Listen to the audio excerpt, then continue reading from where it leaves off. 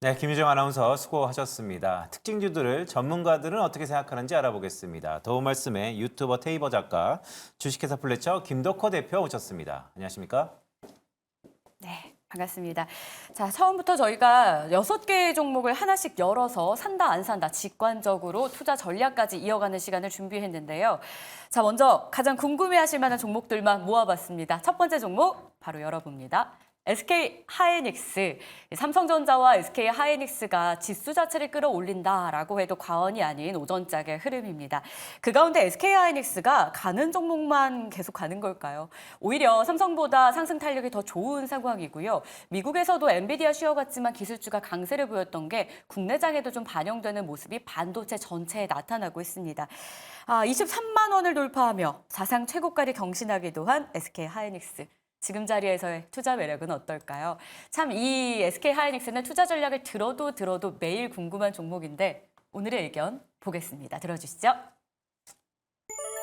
두 분의 의견이 엇갈렸습니다. 김덕호 대표님은 사겠다 매수 의견인데 테이버 작가님이 사실 기승전 SK 하이닉스로 유명한 분인데 오늘은 안 산다라는 의견이었어요. 어떤 포인트를 보신 걸까요?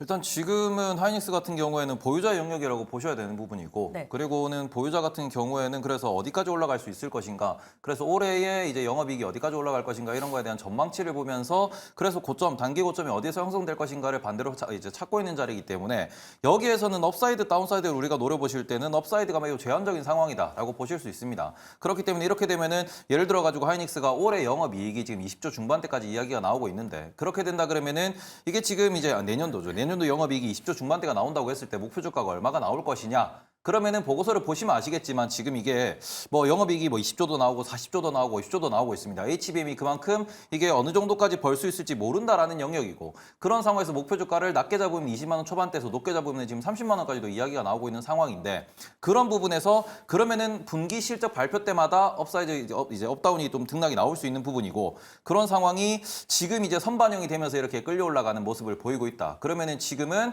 이미 예전부터 매수를 하셨던 분들이 나는 20만 원 중반대를 볼 거야. 30만 원대를 볼 거야. 라는 식으로 가는 거지. 오히려 지금 같은 경우 우리가 반도체가 좋다라는 얘기를 계속하고 있습니다. 지금 이러면서 엔비디아 다음으로는 온디바이스 AI로 넘어가고 그러다 보니까 우리가 서버가 더 확충돼야 될 거고 클라우드 쪽 시장이 더 커질 것이다. 그러니까 델도 올라가는 모습을 보이고 있고 뭐 슈퍼마이크로 컴퓨터도 올라가는 모습 그리고는 뭐 브로드콘 같은 경우에도 어제 같은 경우 뭐 우리가 스플릿 이슈도 있지만 계속 올라가는 모습을 보입니다. 근데 레거시 반도체가 이렇게 올라가는 모습을 보이는 상황이라 그러면은 이미 선반영이 많이 되어서 업사이드가 제한적인 하이닉스를 보시기보다는 지금은 삼성전자나 전공정을 보시는 게 오히려 더 업사이드가 높다. 그러니까 반도체가 좋은 건 맞으나 하이닉스 같은 경우에는 시장에서 약간은 뭐 삼성전자가 HBM에 진입하면 어쩌지라는 걱정이 나올 때가 오히려 매수 타이밍이지. 지금처럼 올라가는 상황에서는 반대로 말했을 때 삼성전자가 HBM, 엔비디아 납품한다 그러면은 오히려 급락도 나올 수 있는 그런 자리다 보니까 지금 하이닉스를 신규로 접근하기에는 많이 늦었다라고 보시는 게 맞지 않나 이렇게 생각하고 있습니다. 네, 테이버 작가가 SK 하이닉스를 사실 연초부터 긍정적으로 보았던 시각이 있는데요. 지금의 자리는 글쎄요, 업사이드 포텐셜이 그렇게 크진 않다라는 말씀 주신 것 같습니다.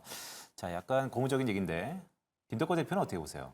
일단 뭐 작가님께서 말씀하신 거는 그러니까 SK 하이닉스에 비해서 다른 종목이 조금 더 이제 상승 탄력이 높기 때문에 SK 하이닉스보다는 다른 종목을 보셔야 된다라고 네. 얘기하셨던 부분인데 저는 이번에 SK 하이닉스가 어제 이제 나왔던 기사 보신 분들은 아시겠습니다만은 이 특허 사냥꾼과 함께 지금 마이크론과 소송을 진행한다 뭐 이 얘기를 아마 보셨을 것 같습니다.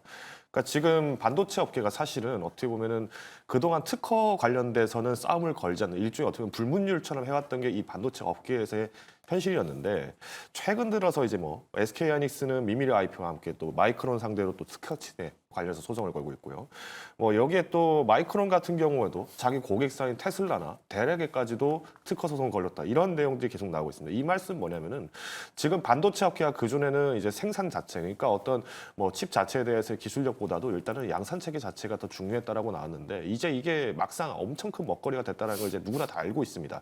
자, 그럼 여기서부터 이 마이크론과 SK 하이닉스가 지금 서로에 대해서 지금 특허 침해 소송을 계속 하고 있다라는 거는 뭐냐면 이 특허 침해 소송 소송으로 인해서 결정적으로 어느 한쪽이 이기고 지고의 개념이 아니라 이 시장에 대해서 SK 하이닉스와 마이크론이 이제 자기 입장을 공고히 하겠다는 겁니다. 즉 다른 기업들 이 선 넘어오지 마라라는 걸 지금 어떻게 보면 공언을 한다라고 보셔야겠죠.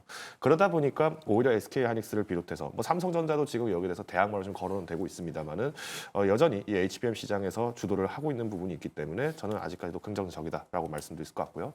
다만 이제 좀 탄력적인 부분에서는 뭐 저도 테이보 작가님과 좀 동의하게 다른 종목을 조금 더 우선시 보시는 것도 전략적으로 필요하다라고 보고 있습니다. 그래서 일단 뭐 급하게 매도를 하실 사항은 저는 아니라고 보고 있기 때문에 긍정적으로 매수도 가능하다 판단하고 있습니다. 네, 김덕호 대표가 급하게 매도할 자리는 아니다. 긍정적으로 본다라는 말씀을 주시면서도 테이보 작가랑 비슷하게 이 업사이드 포텐셜은 약간 제한적일 수 있다는 말씀을 주셨어요.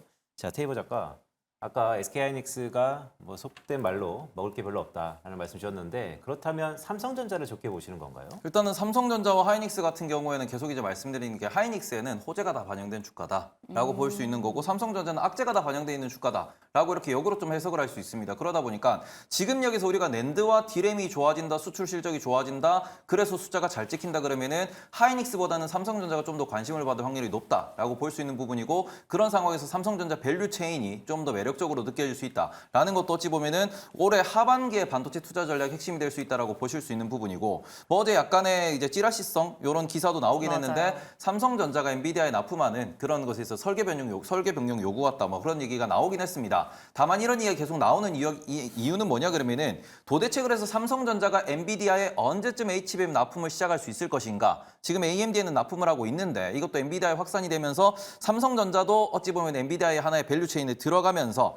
우리나라에 있는 양대 두 회사가 엔비디아와 함께 어깨 걸고 올라가는 그런 때가 언제가 되느냐에 대해서 사람들이 궁금해하기 때문이거든요. 이거는 반대로 말하면 삼성전자에는 그 재료가 호재로 다가올 수 있는 거고 하이닉스에는 그 재료가 악재로 다가올 수 있는 부분이기 때문에 그런 걸 전반적으로 놓고 보시면은 올해 하반기까지 그리고 2024년 올해 기준으로는 반도체 수출 데이터가 역대급으로 잘 나올 수밖에 없다라고들 다들 이야기하고 있습니다. 디램도 좋고 낸드도 좋은데 HBM이라고 하는 아주 영업이익률이 높은 그러한 또 새로운 상품이 만들어졌기 때문에 이렇게 되면은 우리나라의 반도체 수출이 늘어난다. HBM은 하이닉스가 먹지만 우리가 레거시 반도체라고 부르는 그 모든 부분은 결국 삼성전자의 실적으로 연결이 될 것이고 그러다 보니까 삼성전자가 내년도 영업이익이 100조까지 이를 수 있다라는 이야기도 나오는 부분이니만큼 결국 반도체가 좋으면은 삼성전자와 하이닉스가 동반으로 상승한다라는 관점에서 좀 분석을 하시면 어떨까? 이렇게 말씀을 드리고 싶습니다. 결국 테이보 작가님은 그럼 삼성전자가 엔비디아의 납품 가능성이 높다라는 전제하에 SK하이닉스 무너질 우려도 같이 하고 계신 거네요. 일단 HBM3까지는 삼성전자가 어려울 수 있습니다. 근데 HBM4부터 단계로 넘어가면은 지금 하이닉스 같은 경우에는 공정상에서 EUV가 없거든요. 네. 근데 그 부분은 삼성전자가 이미 공정이 있다 보니까 네. 그런 부분에서도 삼성전자가 충분히 이점이 있고 허들만 넘으면은 그 이후부터는 삼성전자도 하이닉스도 계속해서 새로운 파이프라인이 추가된다라는 관점으로 보시면은 좀 더 긍정적으로 반도체를 보실 수 있지 않을까 이렇게 말씀드리고 싶습니다. 대표 주자들이죠. 삼성전자와 SK하이닉스를 토대로 반도체 전반적인 이야기까지 들어볼 수 있었는데요. 일단 두 분의 의견은 엇갈렸지만 현 구간에 대한 투자 의견이라는 점 참고해 보시면 좋을 것 같고요. 다음 종목 넘어가겠습니다. 반도체 이 두 종목만 오르는 게 아니고요. 오늘 전체적으로 다 같이 가고 있습니다. 이수페타시스도 약 한 달여 만에 역대 최고가를 경신한 하루인데요. 이 종목은 최근 클라우드 AI 수혜주로도 부각되고요. 또 하나. 애플의 인텔리전스 공개되면서 이후 주가가 계속 또 상승하고 있다라는 또 하나의 모멘텀을 가지고 있습니다. 투자 의견 한번 OX카드로 알아보겠습니다. 들어주시죠. 먼저 김덕호 대표님은 안 산다. 테이보 작가님은 사겠다. 이번에는 매수 매도 의견이 두 분이 바뀌었습니다. 어떤 포인트 있을지 일단 신공장 가동도 임박한 상황이라던데 작가님 그럼 매출에 대한 기대감도 더해지는 거 아닐까요? 일단은 이수페타시스 같은 경우에는 매출이 늘어난다 그런 것도 볼 수 있겠으나 네. 제가 보고 있는 거는 영업이익률이 좋아지고 있다. 영업이익률이 좋아지는 이 부분에 있어가지고 물론 비쌉니다. 물론 비싼데 일단 하이닉스 같은 경우에는 우리가 지금 뭐 삼성전자도 그렇고 뭐 대형주들 같은 경우에는 외국인이 선물 옵션으로 외국인의 매수 매도로 계속해서 누를 수 있다라는 그런 부분은 계속 관찰이 됩니다. 근데 그 상황에서 한미반도체도 마찬가지였지만 이수페타시스 역시도 지금 상황에서 신고가를 쓰고 있는 영역에서는 이게 앞으로의 기대감이라는 게 분명히 존재할 수 있습니다. 그래서 그런 부분에서 요 기대감에 따라서 개인들도 또 매수가 따라붙게 된다 그러면은 요건 우리가 매매 게임으로 충분히 접근해 볼 수 있지 않을까. 그리고는 상대적으로 이제 한미반도체 대비해가지고 이수페타시스가 오른 게 별로 없는 부분이거든요. 근데 우리가 한미반도체 같은 경우에는 HBM을 만드는 제조의 영역에서의 수혜가 있다라고 하면은 이게 우리가 이수페터시스 같은 경우에는 온 디바이스 AI로 넘어가는 과정에서의 수혜도 노려볼 수 있기 때문에 그 과정에서는 이수페터시스는 좀 더 장기적 관점으로 접근해 볼 수 있지 않을까 이렇게 말씀드리고 싶습니다. 네, 온 디바이스 AI로 넘어가는 그 과정 속에서도 수혜를 받을 것이다라는 매우 긍정적인 이슈를 주셨는데요. 자, 김덕호 대표는 생각이 좀 다른가 보죠? 장기적으로는 당연히 기대가 굉장히 많이 되고 있습니다. 뭐 오늘 뭐 레포트도 나왔던 것 같은데 이 SK증권에서 이 박형호 애널리스트 이분이 계속 이 이수페타시스에 대해서 레포트를 냈는데 제가 오늘 좀 매수를 자제하신다고 얘기하는 것도 뭐냐면은 이 지금 증시가 그러니까 애널리스트들이 이런 어떤 레포트를 발표하고 나면 이날 반장 상승을 하는데 이 이수페타시스가 좀 유독 그랬습니다. 그러니까 5월 16일자도 사실은 이날 18% 상승을 했었는데 이때 당시에 이 박형호 애널리스트 이분이 또 레포트를 발간을 그래요? 했었죠. 이때 AI 투자가 지속되면 MLB 기판 쇼티지 예상된다 이 얘기가 나왔었고요. 그 전에도 2월에도 마찬가지로 또 상승이 됐었습니다. 3월도 마찬가지고. 그러니까 2월 같은 경우에는 5개월 뒤에는 4공장 양산 시작된다. 이걸로 2월 16일 날에도 마찬가지로 또 발표를 했었죠. 그러니까 지금 시장에서는 그러니까 결국 AI 부분이 간다 이 부분들은 다 공감을 하실 거고 사실 이 쇼티지 부분들도 앞으로 확장이 될 수밖에 없습니다. 이미 뭐 지금 젤슨왕 CEO도 지금 이번에 발표를 했던 내용 중에서 이런 얘기가 있었죠. 앞으로 휴머노이드 로봇 산업이 향후 100년 동안 이상까지 계속 폭발적으로 성장할 거는데 문제는 지금 데이터 처리를 하는 건 순수하게 지금 데이터 센터 안에서만 처리되는 부분만 하더라도 HBM 공급 현상이 지금 커지고 있는 상황인데 만약 이 부분들이 휴머노이드 로봇까지 탑재를 한다면 로봇 안에서의 연산하는 컴퓨팅 그리고 더 나아가서는 이제 옴니버스까지 구축을 해야 되는 이 메타버스 시장까지도 옴니버스 형태로 이제 구축을 해야 되기 때문에 상당 부분이 필요하다고 얘기가 나옵니다. 그러면 결국은 이런 이수페타시스 같은 기업들을 장기적으로 본다 기대는 충분히 큽니다. 근데 다만 오늘이라는 점에서는 조금 매수를 자제하셔야 되지 않을까라고 요약을 드리겠습니다. 네, 실시간으로 대응하고 있습니다. 오늘 이 시점에서는 물론 장기적으로 보면 좋겠지만 오늘은 매도하자라는 의견 잘 체크해 보도록 하겠습니다. 자, 빠르게 다음 종목도 한번 보겠습니다. 이 종목도 굵직하죠. 오늘 신고가를 쓰는 종목들 중심으로 저희가 점검을 또 하게 됐는데요. 현대차가 다시 한번 사상 최고치를 기록을 했습니다. 인도 상장 신호탄을 쏘면서 어제 오늘 급등하고 있는 양상인데요. 어제 못 들어간 분들 혹시 오늘이라도 따라가 봐도 괜찮을까요? 두 분의 의견이 궁금한데 벌써 들고 계시죠? 태호 작가님은 안 산다. 김덕구 대표님은 사겠다라는 의견입니다. 사실 어제도 저희가 이 종목을 점검했는데 두 출연자분이 어제 기준으로는 매수하자라는 의견이었어요. 태보 작가님은 오늘은 안 산다는데 사실 최종 상장 여부가 한 6개월 안에 공시하겠다라고 밝힌 상황이라서 시장은 기대감 먹고 살잖아요. 네. 6개월 안에 결과가 나온다면 좀 기다리면서 매수해봐도 되지 않을까요? 자회사 IPO가 긍정적인 호재일까요? 물어보시는 거예요? 자회사의 IPO가 긍정적인 호재는 아닐 수 있는데 네. 이거는 인도라는 시장이 포문을 연다라는 그러니까 의미에서 현대차가 인도에 뭐 투자를 받고 인도에도 공장을 증설한다라고 하면은 네. 현대차와 함께 진출한 자동차 부품주가 호재 시나리오를 쓴다라는 거는 이해가 됩니다. 그런데 만약에 현대차가 인도 법인 HMI라고 하는 인도 법인을 인도 시장에 상장을 해서 인도에 투자해서 인도에서 좀 더 브랜드 가치가 올라가고 인도에서 실적이 잘 나온다라고 하면은 그거는 현대차 인도 법인 HMI의 호재죠. 우리가 에코프로 BM의 호재가 에코프로의 호재가 아니라고 이야기를 하듯이 그리고는 SK 하이닉스의 호재가 SK의 호재가 아니라고 이야기를 하듯이 이거는 그냥 수급 논리에 의해서 가는 거다라고 좀 보시는 게 맞지 않나라고 말씀을 드리고 싶고 실적이 좋은 건 맞습니다. 실적이 좋고 인도 시장이 큰 것도 맞습니다. 그런데 그런 부분에 있어가지고 이게 인도에 IPO 된다라는 이유로 이제 현대차의 시가총액이 20%가 올라간다, 30%가 올라간다 이런 보고서가 나오는 부분은 우리가 꼼꼼히 체크를 해보셔야 되지 않나. 그래서 그런 부분에 있어가지고 오히려 현대차가 인도에서 성장한다라고 하면은 관련된 기업들이 우리가 같이 진출해 있는 기업들의 실적이 늘어날 수 있다는 것은 분명히 호재가 될 수 있습니다. 다만 자회사 IPO를 언제까지 우리가 이렇게 호재로 받아들여야 되는가. 그리고는 그래서 네이버 웹툰이 지금 나스닥에 상장한다고 합니다. 이것도 과연 호재인가요? 그럼 네이버 주가는 지금까지 왜 빠졌습니까? 이런 부분을 종합적으로 놓고 보시면서 지금의 수급의 공백과 그리고는 자회사 IPO라는 이 부분에 있어가지고 우리도 좀 더 냉정하게 뭔가 잣대를 들이대는 게 좋지 않을까 이렇게 말씀을 드리고 싶습니다. 네, 테이버 작가의 말씀을 쭉 들어보니까 그러면 현대가 움직이면 관련된 산업과 부품, 뭐 종목이 움직인다면 어떤 게 있을까요? 일단 지금 당장 SL도 그렇고 화신도 그렇고 인도에 진출해가지고 지금 인도에 있는 현대차 공장에 납품하는 기업들 같은 경우에는 리스트업이 돼 있습니다. 그런 곳들 같은 경우에는 장기적으로 현대가 인도에서 돈을 받아서 인도에서 어찌 보면 자금을 좀 수요를 해서 투자를 한다 그러면은 장기적 관점에서는 성장할 수 있겠죠. 이미 이제 인도 같은 경우에는 현대차가 지금 판매 순위 기준으로는 3위를 차지하고 있고요. 그리고 인도에 진출한 지도 벌써 20년이 넘어간 상황이기 때문에 인도 내에서는 현대라는 브랜드가 상당히 강한 상황입니다. 이 부분에 좀 더 플러스 요인을 두고 장기적 관점으로 인도에서도 현대차가 성장하면은 과연 이제 우리나라의 부품주들도 좀 더 이제 매출이 잘 나올 수 있겠구나. 이런 관점으로만 보셨으면 좋겠습니다. 네, 현대차에 대한 의견이었는데요. 김덕호 대표님은 하지만 매수하겠다라고 팻말을 들어주셨어요. 포인트 한번 들어볼게요.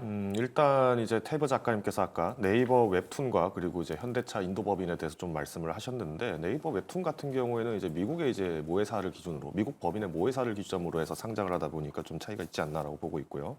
반면에 지금 네이버가 주가가 떨어진 거는 이 웹툰도 중요하지만 지금 라인 사태로 인해서 실질적인 매출 부각이 더 타격이 커질 것이다. 이게 이제 어떻게 보면은 좀 진입하는 부분 좀 차이가 있을 수도 있다라고 저는 보고 있습니다.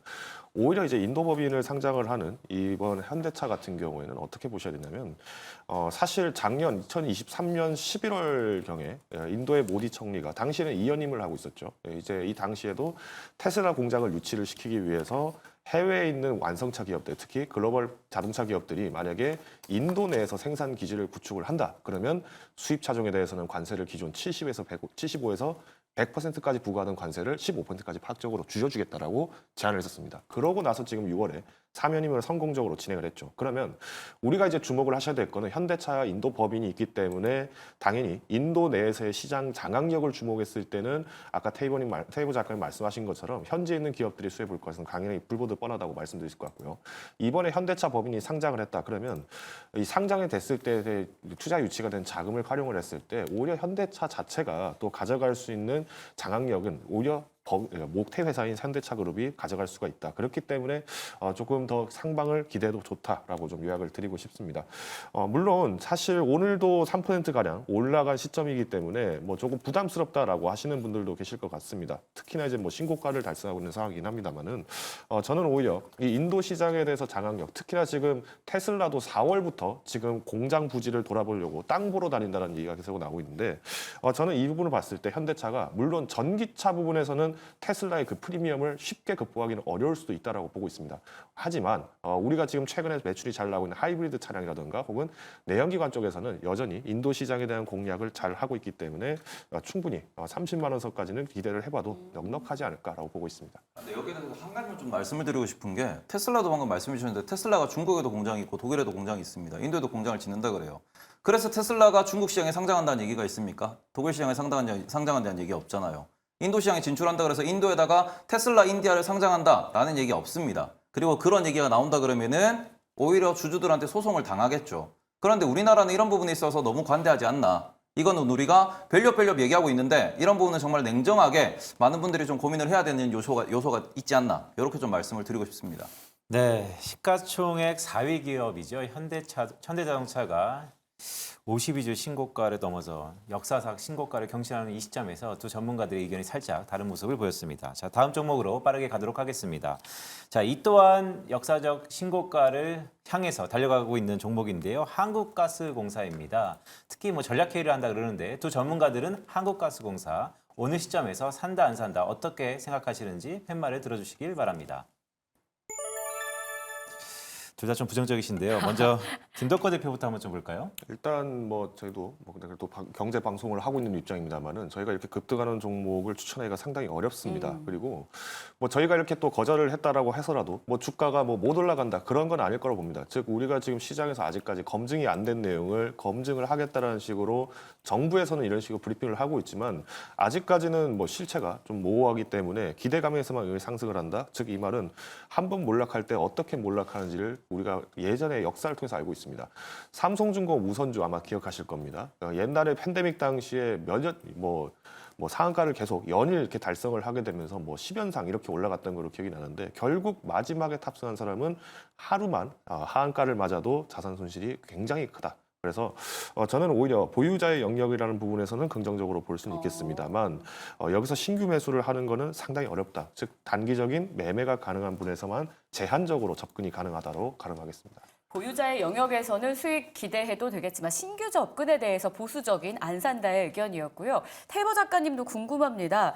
정부가 이렇게 추진을 하는데 물론 기대감에 오르는 건 맞지만 석유가 안 나올 거다라고 넘겨짓기에는 너무 큰 테마 아닌가라는 생각도 공존하더라고요. 의견 주시죠.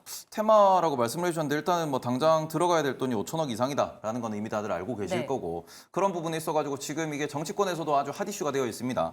그래서 이게 되냐 마냐 실제로 집행이 될 거냐 말 거냐 그리고 호주에서 원래 이쪽을 개발하고 있던 그런 회사는 왜 철수했는가 이런 것들이 여전히 좀 불확실하다라고 볼 수 있을 것 같아요. 그러니까 이 부분에서 뭐 지금 이게 뭐 된다 안 된다 이런 걸 논하기보다는 이게 테마성으로 쭉쭉쭉 올라가는데 한국가스공사는 과거로부터 이제 천연가스 가격을 가지고 주가가 형성되고 그게 그런 식으로 흘러왔던 이유는 결국 돈을 얼마를 벌어서 얼마나 배당을 줄 수 있는가 이런 부분에 있어서 투자자들이 관심 있는 종목인데 그런 투자 이제 포인트가 있는 종목이 이런 테마로 급등을 했다. 그럼 이제부터는 완전 매매 게임이거든요. 그럼 매매 게임에서는 매매를 잘하시는 분들은 여전히 가스공사에 대해서 이제 매매를 트레이딩 관점으로 접근하실 수 있겠으나 투자라는 관점에서는 요거는 이제는 손을 떠났다라고 좀 보시는 게 맞지 않나. 지금 천연가스 기준에서는 가스공사가 오르는 그런 상황은 아니다. 그래서 그런 점에서는 요거는 완전 매매. 그러니까 어찌 보면은 영일만 코인으로 보시면서 접근하시는 게 맞지 않나. 이렇게 말씀드리고 싶습니다. 두 분의 의견이 어떻게 보면 일치됐던 내용 중 하나가 이 매매를 단기 투자를 잘하시는 분들에 한해서는 가능하겠다라는 의견이었습니다.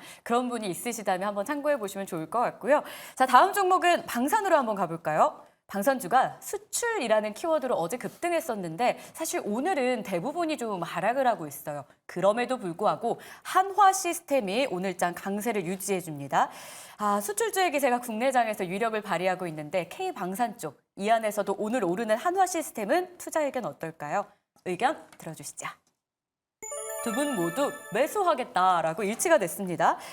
테이버 작가님부터 다시 한번 출발해 보겠습니다. 방산주 안에서도 종목 선별은 늘 궁금증이 있는데 오늘 조정받고 있는 종목들에 들어가는 게 나은 걸지 아니면 가는 종목만 가는 시장에서 오르는 종목 따라가는 게 맞는 걸지 궁금해요. 일단 하나 시스템 같은 경우에는 제가 접근하는 관점은 이게 패시브 자금이 들어올 수 있는 그런 상황이다. 라는 점이라고 말씀을 드리고 싶고 이건 이수페타시스 때도 마찬가지인데 이수페타시스도 지금 시가총액이 4조 원저리에 이제 근접해 있는 그런 상황을 보이고 있고 하나 시스템 역시도 현재 주가 기준으로 4조 1천억 정도입니다. 그럼 우리가 지금은 4조라는 거를 그 상한가 간 4조 말고요. 시가총액 기준 4조를 우리가 기억하셔야 되는 이유는 뭐냐 그러면은 4조 5천억 정도를 넘어서기 시작하면은 MSCI 편입에 가능하다라는 그런 이슈가 붙을 수 있습니다. 그리고 방산 같은 경우는 지금 LIG 넥스원도 마찬가지고 현대로템도 마찬가지고 하나시스템까지도 비슷한 시가총액을 보이고 있는 상황이다 보니 이런 상황에서는 방산이 수출이 늘어나는 좋은 시황을 보이고 있는 데다가 이것에 대해서 패시브 자금이 접근할 수 있는 그런 시가총액 수준을 보이다 보니까 이렇게 되면은 긍정적인 모멘텀이 계속 이어질 수 있다라는 거고 그리고는 우리나라 같은 경우는 계속해서 수출 지표를 기준으로 놓고 보시고 그리고는 신규로 또 신규 계약이 나오는 걸 보시면은 방산 관련된 외교가 상당히 활발하게 이루어지고 있다. 그리고는 지금 전 세계적으로 방산에서 제일 중요한 거는 재고가 부족하니까 빨리빨리 납품해 주세요인데 여기에 맞추기 최적화되어 있는 그런 국가는 한국이다라는 점에서 이게 하나 시스템이 그동안 좀 빠졌던 이유는 내년도 역성장에 대한 약간 이슈가 있어서 빠졌던 부분이거든요. 다만 그게 방산 전반적으로 긍정적인 뉴스가 나오면서 이게 같이 올라간다라고 하면은 하나 시스템 역시도 그런 역성장 이슈는 결국 실적이 좋아질 수 있다라는 기대감으로 이제 좀 상쇄되면서 패시브 자금 유입에 대한 기대감으로 주가가 좀 유지되지 않을까라고 생각하고 있습니다. 네, 패시브 자금의 유입이 기대된다라는 말씀을 주셨고요.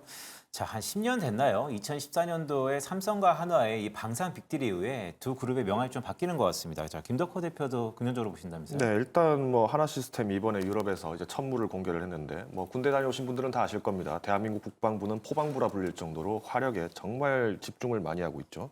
이런 부분들이 왜 계속 강조가 되고 있냐? M270 MLRS, 그러니까 미국에서의 그 운용 경험을 가지고 이번에 천무 시스템을 개발했기 때문에 사실 우크라이나 전쟁이 어떻게 보면 이 전쟁 양상을 잘 비교를 해주고 있는 것 같습니다.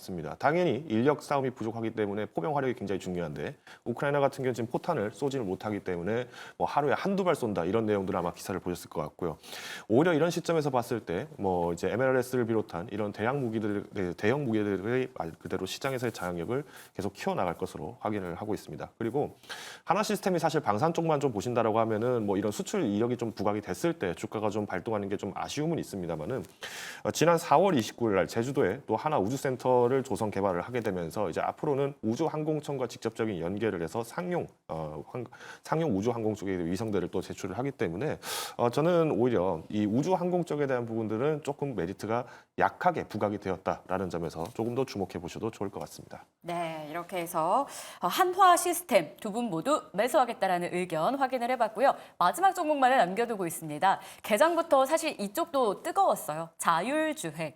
테슬라가 중국에서 FSD 테스트 승인받았다는 소식이 훈풍으로 작용된 건데요. 다만 라이콤, 라닉스, 모바일 어플라이언스 이런 종목들이 윗꼬리를 좀 달고 있는 현 구간의 흐름입니다. 변동폭이 오전에도 좀 나오는 상황인데 투자는 어떨까요? 지금 자리에서 매력 있을지 한번 보겠습니다. 두 분은 안 산다. X의 의견입니다. 중국 자율주행이 빠르게 성장하고 있는 것도 사실 국내 관련주에게는 부담일 수 있다라는 말이 있더라고요. 어떤 관점에서 매수 안 하십니까, 작가님? 일단은 모바일 어플라이언스 같은 경우에는 이게 전환사채도 있고요. 그다음에 신주 인수권부 사채도 있고요. 그런 상황에서 아니 이게 그 FSD 관련된 이슈는 지금 미국의 기업이 중국에서 한다 그러는데 한국에 있는 주식이 오르는 거는 요건 좀 어불성설이지 않나. 테마성이기 때문에 특히 이게 만약에 오늘 삼성전자가 빠지는 날이다 그러면은 강한 뭔가 이렇게 좀 수급이 들어올 수 있었겠으나 오늘은 또 대형주가 움직이는 날이고 네. 이렇게 되면은 이런 테마는 안 보시는 게 맞다. 이렇게 말씀을 드리고 싶습니다. 네, 테마는 잠깐 관심 받게 투자라는 말씀 주셨었는데 자, 하나 좀 여쭐게요. 그럼 자율주행 관련된 건 어떨까요? 일단 자율주행 같은 경우에는 저는 여전히 규제의 벽을 넘기가 매우 어렵다라고 생각을 하고 있는 부분이고 규제의 벽을 넘는다고 하더라도 이게 자율주행을 해서 사고가 났을 때에 대한 그 대처 방안이 아직까지도 물음표입니다. 그러다 보니까 이 부분에 대한 기준이 만들어지기까지는 시간이 걸릴 수밖에 없기 때문에 이런 자율주행은 결국 기술적으로 우리가 발전하고 진보한다고 하더라도 결국에 우리가 받아들이는 시점이 언제가 되느냐가 매우 중요할 거고 그게 아직은 요원하지 않나 저는 이렇게 보고 있습니다. 네, 모바일 어플라이언스였습니다. 김덕구 대표님도 안 산다의 의견인데 테이버 작가님과 모처럼만의 의견이 좀 맞아요. 어떤 포인트 보셨어요? 일단 테슬라가 메인 고객은 아니죠. 그러니까 여기서 이제 좀 주목을 하셔야 될 게 모바일 어플라이언스 같은 경우에는 매번 이제 테슬라 눈치 보면서 상승했다가 반납하고 이런 현상들이 나타나는데 아까 작가님 말씀하신 것처럼 이 규제를 넘어서는 게 상당히 어렵습니다. 그래서 중국 정부도 이번에 테슬라가 이 완전 자율주행 시스템을 도입하게 하기 위해서 허용했던 규제 중 하나가 뭐냐면 중국 기업과 파트너십을 이제 맺어야 된다. 이게 이제 전제 조건이었는데 이게 지난주에 나왔던 겁니다. 6월 10일에 바이두와 함께 이제 지도 매핑 소프트웨어를 이제 라이선스를 받는다. 그래서 테슬라가 이 부분에서 공동 협약을 하고 FSD를 적용한다. 이렇게 나왔기 때문에 순차가 있는 거지. 이게 당장 우리가 그러면 현대차가 지금 중국 가서 이거 열어주십시오라고 얘기하기에는 일단은 이 관련주로만 움직이는 모바일 어플라이언스라는 기업은 조금 매수를 좀 자제하는 게 옳다라고 판단하고 있습니다. 네, 이렇게 해서 6개 종목 산다 안 산다의 의견 들어봤는데요. 이 안에서도 사겠다라고 했던 종목이 있었습니다. 김덕구 대표님의 선택은 이렇게 나뉘어졌는데요. SK하이닉스, 현대차, 한화 시스템이었습니다. 자, 이 중에서 가장 오늘 자리에서 매력적인 종목은 무엇일까요? 네, 당연히 저는 현대차라고 좀 말씀을 네. 드리고 싶습니다. 그래서 뭐 사실 앞에서도 잠깐 언급은 드렸습니다만은 부담스러운 위치는 맞습니다. 그런데 오히려 지금 신고가 이후의 기대감들은 이제 6개월 동안의 기대감들이 남아있기 때문에 조금 더 주목할 수 있고요. 여기에 이제 중국이 이번에 유럽으로부터 반덤핑, 그러니까 돼지고기 반덤핑 조사를 착수했다라고 얘기가 나왔습니다. 사실 5월부터 해서 유럽은 이미 중국에 대해서 전기차 관세 부과를 48.1%까지 인상하는 법안을 지금 논의를 하고 있는데 7월부터 잠정적으로 돌입이 되고요. 앞으로 6개월 뒤인 11월에 여기서 27개 회원국이 동의를 하게 되는 순간 5년 동안 중국 전기차에 대해서는 어마무시한 관세가 부과가 됩니다. 그러면 오히려 생산기지에서 전략적 기지를 구축을 담당하고 있는 이 인도 시장의 상장 이후의 모멘텀과 실적들은 조금 더 주목해 보셔도 좋을 것 같다라고 이야기를 드리겠습니다. 네, 그렇다면 테이버 작가도 오늘 사겠다고 했던 종목은 이수페타시스와 한화 시스템입니다. 테이버 작가가 이 중에서 탑 오브 탑픽으로 꼽는 종목이 있다면 어떤 것이죠? 일단 오늘은 하나 시스템이 좀 더 유리하지 않나 이렇게 말씀을 드리고 네. 싶은데 일단 두 종목 모두 다 결국에는 MSCI 편입까지 가능한 지금 강세를 보이는 섹터의 이제 기업들이다 이렇게 볼 수 있는데 그 부분 중에서도 지금 조금 걱정스러운 거는 지금 엔비디아 관련돼 가지고도 어제 미국 시장에서 살짝 엔비디아가 하락하는 모습도 보였고 그런 이런 부분에서 지금 나스닥이 약간은 좀 비싸다라는 이야기가 나오고 있습니다. 어찌 보면은 지금 지수의 메인인 AI 반도체에 올라탈 것인가 그게 아니면은 이 부분을 약간 섹터별로 해칭을 할 수 있는 그런 쪽으로 우리가 공부를 할 것인가인데 그 부분이 국내는 자동차나 밸류업이나 아니면은 방산 이쪽으로 볼 수 있는 부분에서 저는 지금은 좀 더 보수적으로 방산 쪽에서 가능성 있는 기업을 보자. 해보자라는 관점으로 한화 시스템이 좀 더 좋지 않나 이렇게 말씀드리고 싶습니다. 네, 그렇다면 한화 시스템 목표 주가는 어디까지 우리가 좀 볼 수 있을까요? 일단은 시가총액 기준으로 한 4조 5천억 정도가 MSCI 패시브 자금이 유입되는 정도니까 지금으로부터 업사이드 한 10% 정도 있지 않나 이렇게 보실 수 있을 것 같고요. 그 상황에서 우리가 이제 신고가를 쓰다 보니까 신고가는 결국 차트가 무너질 때 매도를 하시는 게 가장 좋다. 이렇게 말씀을 드리면 될 것 같습니다. 가격까지 확인을 해봤습니다. 자, 이제 남은 오후, 오늘은 저희 어떻게 마무리를 해야 될까요? 전략도 한마디 들어볼 텐데요. 김덕호 대표님의 오늘 시장 한마디는 4글자로 요약됐습니다. 공수교대. 간략히 좀 들어볼게요. 그러니까 말씀드린 것처럼 이제 최근에 그러니까 시장에서는 뭐 코스닥 종목들의 중심으로 개별 장세가 굉장히 많이 펼쳐졌었고요. 오히려 이제 대형 종목들이 좀 조정을 많이 나오고 수급 이탈도 많았었고 그리고 개인 투자자들도 지난 일주일 동안 대형 종목들을 많이 매도를 했었습니다. 근데 이번 공수교대의 의미는 뭐냐면은 또 새롭게 출발하시는 분들이 이 대형 종목들을 다시 수급을 잡고 있다라는 점 그리고 외국인들이 그래도 이 FOMC 이후의 충격에서 벗어나서 다시 강한 강세장을 기대를 하고 주요 종목들을 매수를 하고 있기 때문에 우리가 흔히 말하던 우리가 잘 알고 있는 종목들 쉽게 놓치지는 않으셨으면 좋겠습니다. 네, 테이버 작가의 시장 한마디도 한번 살펴볼까요? 자, 이거 약간 연기가 필요한가요? 더 가도 돼? 어떤 얘기죠? 자, 이게 지금 미국 시장이 최근 이게 우리가 FOMC도 지나면서 그 이후에 움직임을 보시면은 장 초반에 매우 좀 이렇게 좀 차익 실현 매물이 나오고 그리고는 장대 연봉이 좀 나오다가 그런 상황에서 어제 같은 경우에도 애플이 먼저 이제 깃발을 꽂고요. 그리고는 마이크로소프트에 대한 투자 의견 상향 보고서가 나오면서 오후장에 나스닥이 1% 가까이 폭등하는 모습을 보였습니다.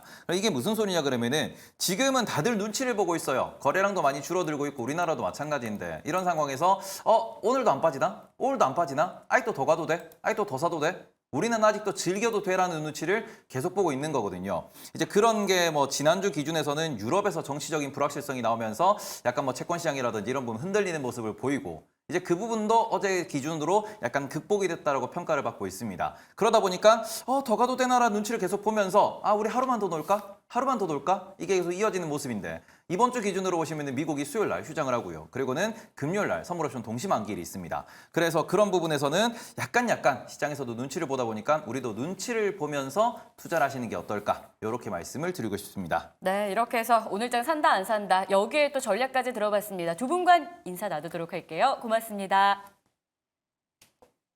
자, 계속해서는 수급의 흐름이 어디로 향하는지 봐야겠죠. 박세미 아나운서 만나보시죠.